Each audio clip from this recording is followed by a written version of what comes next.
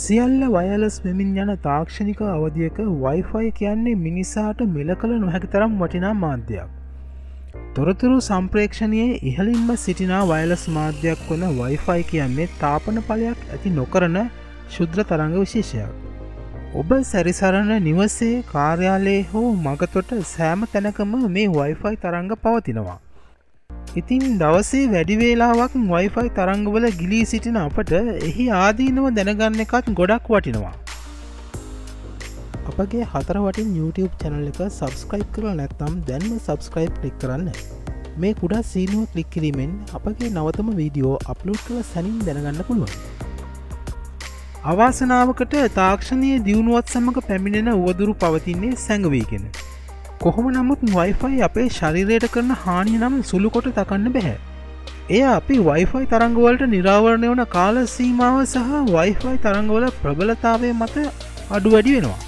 සෑම කාර්යාලයකම නිවසකම අන්තර්ජාල සම්බන්ධතාව ලබා ගන්න Wi-Fi රවුටර් සවි කර තිබෙනවා.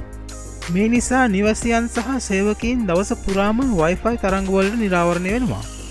බ්‍රිතාන්‍ය සෞඛ්‍ය නියෝජිතායතනය විසින් එළිදක්වන ලද ඔවුන්ගේ නවතම පර්යේෂණ තොරතුරු අතර මෙන්න මේ වගේ භයානක ප්‍රතිඵල Wi-Fi නිසා වෙන්න පුළුවන් කියලා සඳහන් කළ තිබුණා.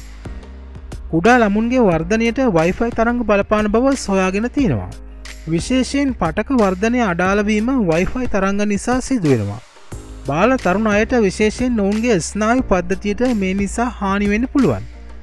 නින්ද නොයම්ම සහ කඩින් කඩ නින්දෙන් ඇහැරීමේ රෝගී තත්ත්වයන් Wi-Fi තරංග නිසා ඇති වෙනවා. විශේෂයෙන් රාත්‍රී නිදාගන්නා කාලයේදී මෙසේ Wi-Fi තරංගවලට නිරාවරණය වීම නිසා මේ දේ සිදු වෙනවා. මොළයේ ක්‍රියාකාරීත්වය අඩුවීම Wi-Fi තරංග මගින් සිදු කරන තවත් අනර්ථයක් ලෙස සඳහන් කරන්න පුළුවන්. මතක ශක්තිය අඩුවීම මේ නිසා සිදු වෙනවා. ශුක්‍රාණු නිෂ්පාදනය අඩුවීම, විකෘති ඇතිවීම, DNA වෙනස් වීම Wi-Fi තරංග නිසා සිදු වෙනවා. Wi-Fi තරංග හෘදයටත් බලපාන බව සොයාගෙන තියෙනවා. හෘද රෝග සෑදීමේ හැකියාව මේ නිසා ඉහළ යනවා.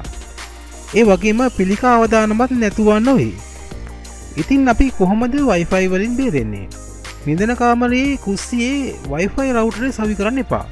ජම්ගම දුරකථනය ඔබේ සාක්කුවේ නිතරම දමාගෙන යන්න එපා. නිවසේ, කාර්යාලයේ සිටින විට හැකිතාක් රැහන් දුරකථනය පාවිච්චි කරන්න. ඔබ ගර්භණී නම් කිසි විටකත් ජංගම දුරකථනය ඔබේ උදරය ආසන්නයේ තබා ගන්න එපා. වාහනේ යන විට ජංගම දුරකථනය අනෙක් අසුනේ තබන්න. එහෙම නැත්නම් ඩෑෂ්බෝඩ් එක මත තබන්න. කාමරයේ සිටින විට ඔබ සිටින තැනට තරමක් දුරින් එය තබා ගන්න. දුරකථනය කතා කාලය හැකිතාක් අඩු කරන්න. ඔබේ දරුවන්ට කිසි විටක Wi-Fi ක්‍රීඩා භාණ්ඩ හෝ Wi-Fi child care භාවිතා කිරීමට ඉඩ නොදෙන්න. අනෙක තමයි නින්දට යාමට පෙර Wi-Fi රවුටරය විසන්ධි කර තබන්න. හතර වටෙන් අපේ channel එක සමග රැඳී සිටියාට ඔබට ස්තුතියි. ඔබ තවමත් අපේ channel එක subscribe කර නැත්නම් දැන් ඔබට ඒ සඳහා අවස්ථාව තියෙනවා. තිරයේ දිස්වෙන හතර වටෙන් icon එක මත ක්ලික් කර subscribe කරන්න. මේ විට ඔබට අපගේ නවතම වීඩියෝ ගැන දැනුවත් වෙන්න පුළුවන්.